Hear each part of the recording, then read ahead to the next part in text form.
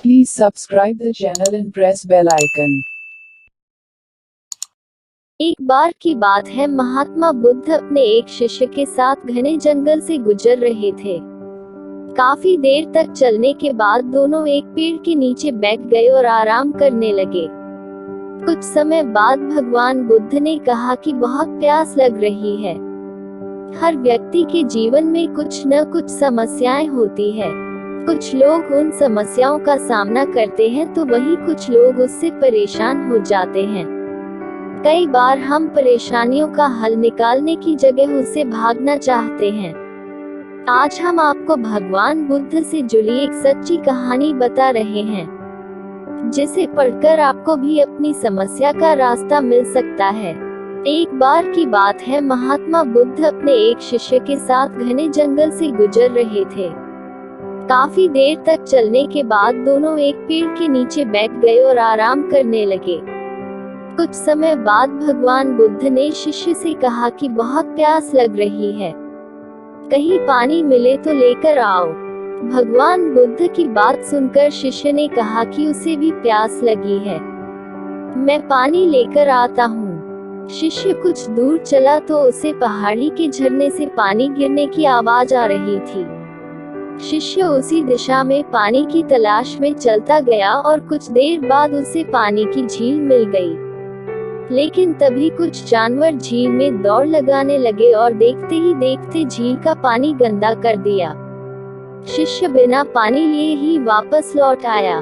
शिष्य ने भगवान बुद्ध से कहा कि झील का पानी साफ नहीं है, मैं दूर पड़ने वाली नदी से पानी लाता हूँ। बुद्ध ने उसी झील से पानी लाने को कहा। शिष्य दोबारा खाली हाथ लौट आया।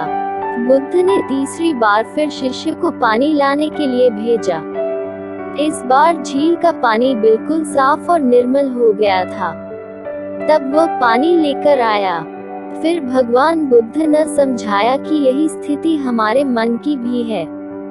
जीवन के भाग दौड़ में हम परेशानियों से भागना चाहते हैं, लेकिन अगर कोई शांत मन से सोचता तो समझ आता कि कीचड़ तो कुछ समय बाद अपने आप पानी में नीचे बैठ जाता है।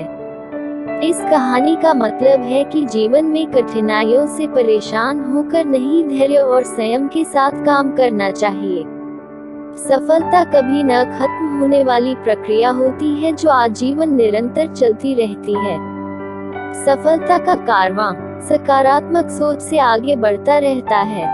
एक बार जब आप एक लक्ष्य को प्राप्त कर लेते हैं तो आप अगले लक्ष्य की तरफ अग्रसर हो जाते हैं। इस प्रकार सफलता हमारे जीवन की यात्रा बन जाती है।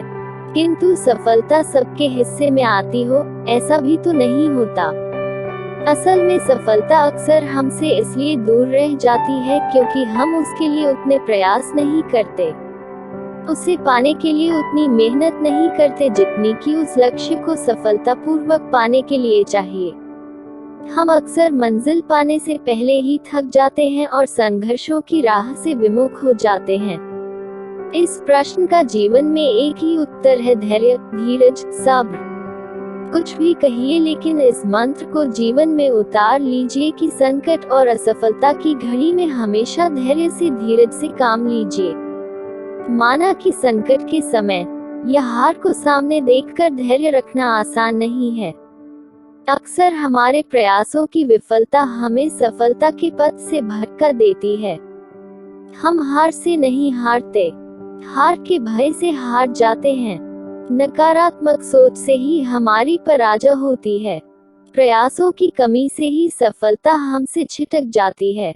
किस्मत या भाग्य वैसे तो हमेशा इंसान के कर्म से ही तय होती है, लेकिन इंसान अपनी गलतियों को किस्मत पर थोपकर उसे सौभाग्य या दुर्भाग्य का नाम दे देता है। लेकिन अगर कभी आपका सामना अपने बुरे समय या दुर्भाग्य से हो भी जाए तो ऐसा क्या करें कि आपका दुर्भाग्य ही आपके सौभाग्य में बदल जाए।